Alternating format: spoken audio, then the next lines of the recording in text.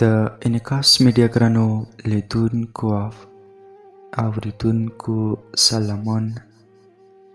هیله ده چې رګ روغ به یاست. یو ځل بیا هم ستاسې په درنه حضورو کې د خبریالان اول له درېیمې برخې سره حاضر شو. تمه ده چې دا برخه به هم راسره تر پایه واورئ.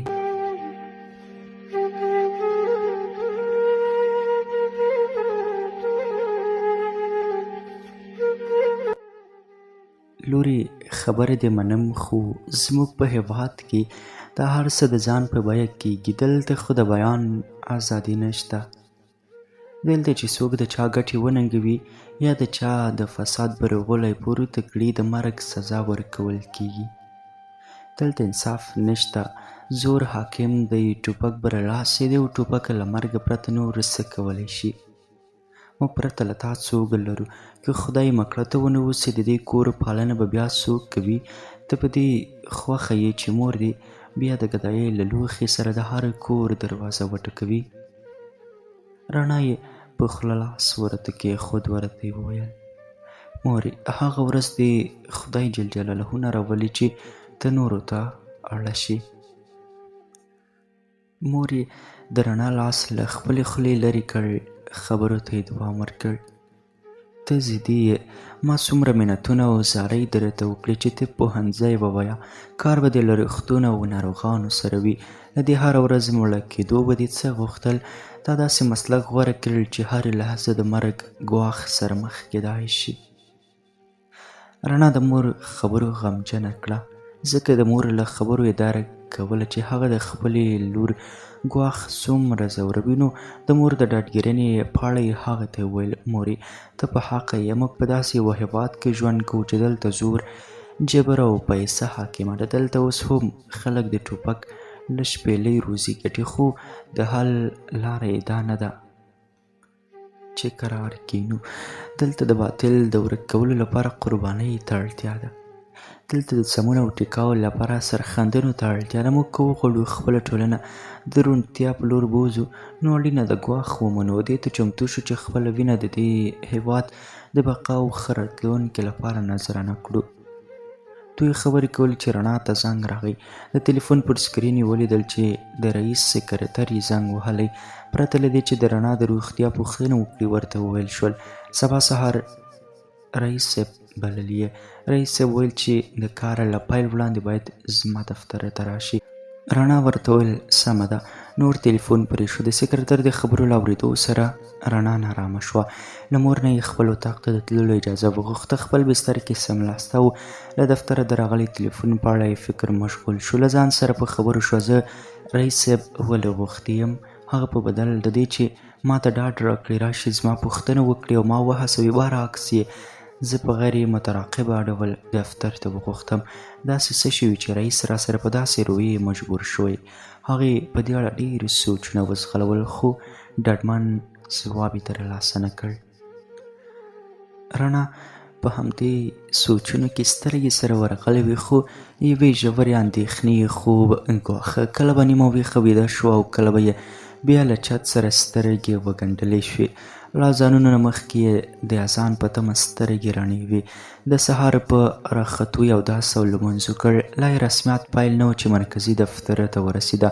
په دغه دفتر کې به دوی حاضري هم لاسلیک کوله. د حاضرۍ خونې ته لاړه. له جیبه یې قلم راوغوښتل چې خپل نوم ځای کې لاسلیک وکړي. د حاضرۍ مامور یې د لاسلیک په ځای خپل رغوی کېښود. رڼا 2 ګامه شاته لاړه. بیا یې د حاضرۍ په مامور کې غوسناکې سترګې خښې کړې. ورته یې وویل: دا څه ډول بیادبي ده؟ زه تا سره دا ډول ټوکې نه لرم.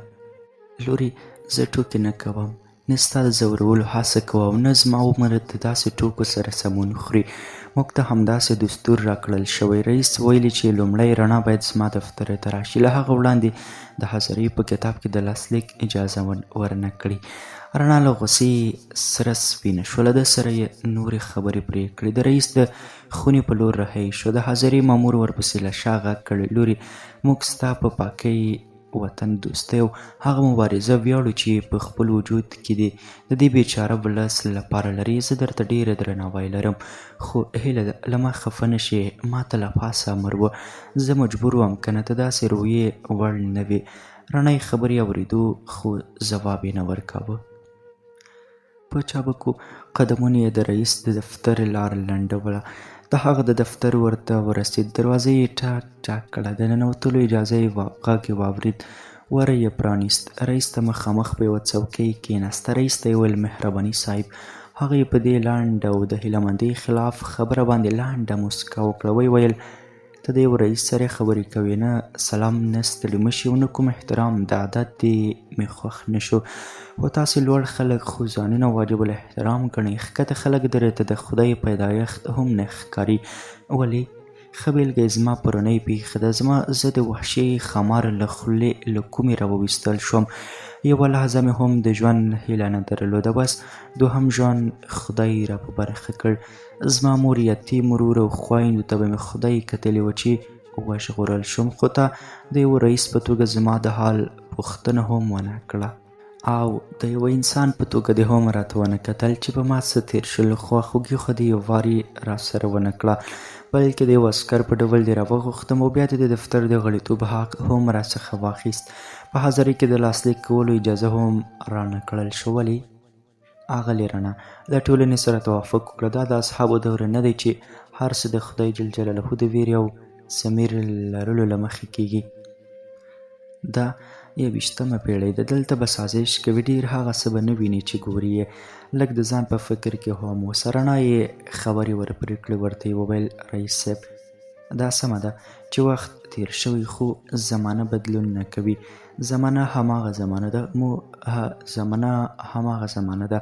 هغه مو خدای جل جلاله دی، هغه مو پیغمبر دی او هغه یې سپارښتنې دي. یوازې څه چې بدل شوي هغه زموږ ضمیرونه دي چې تل د باطل څخه اغېزمن دي. تل ناوړه ویرې پکې ځای نیولی و. له کبله یې سر ښکته ژوند تېروو.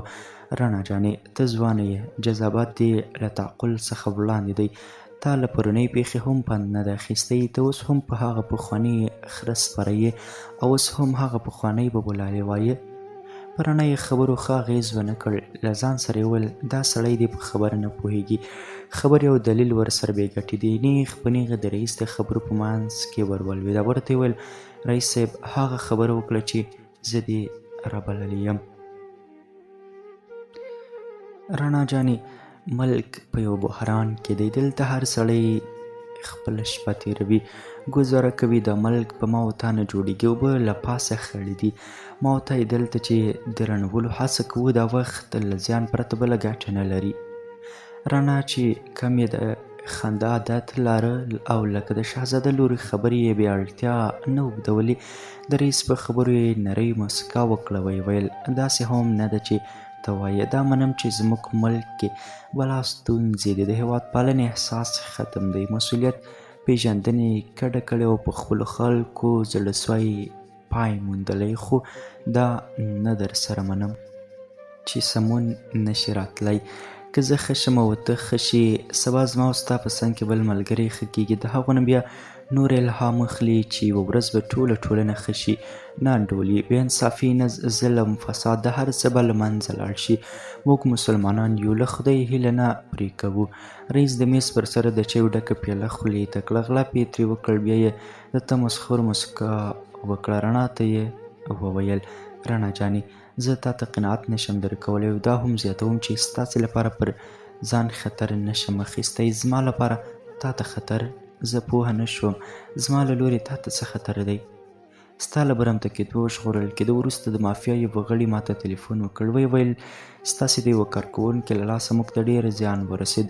مشر مو د بند د تورو تمبو تر شا سختې شپې ورځې تېروي. موږ خپل دښمن د ځمکې په سر نه پرېږدو. خو له بدمرغه لومړی ځل دی چې زموږ ښکار بد شوی. هغه هم رڼا خبریاله ده.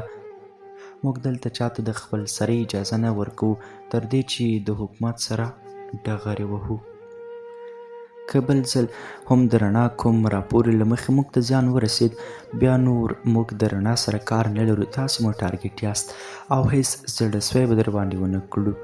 رڼا وویل ښه نو بیا یا ځان د ټولنې له روانو حالاتو سره برابر کړه، یا دنده پرېږده. هیله مې دا ده چې ته نور ضدونه پرېږدې. د شهرت نورې لارې هم شته. ته د ځان په خطر کې اچولو سره ځان مشهوروې. دا عاقلانه کار نه دی.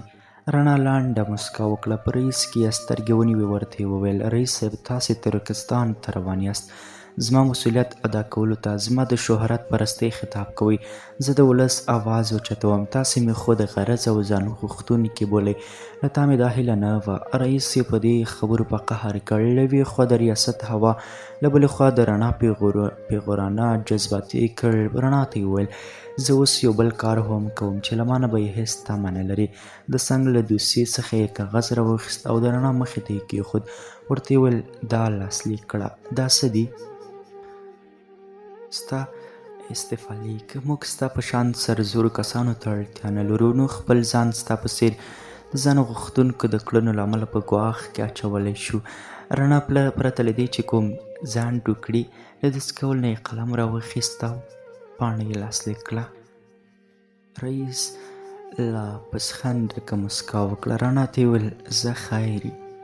که یوه بااستعداده ژورنالیسته مو له لاسه ورکړه. رئیس هم وژغورل شو. رڼا ناهیلې سترګې چت ته ونیوې. د پکې باد یې په سترګو ویښتان وغوړول. ساعت زنګ وواهه. ستن په نښه ولاړه وه. قلم یې په دستکول کې کېښود. رئیس ته یې مخ ور واړاوه. په قهرېدلې ژبه یې ورته وویل: آیا یوه ورځ به نه مرې؟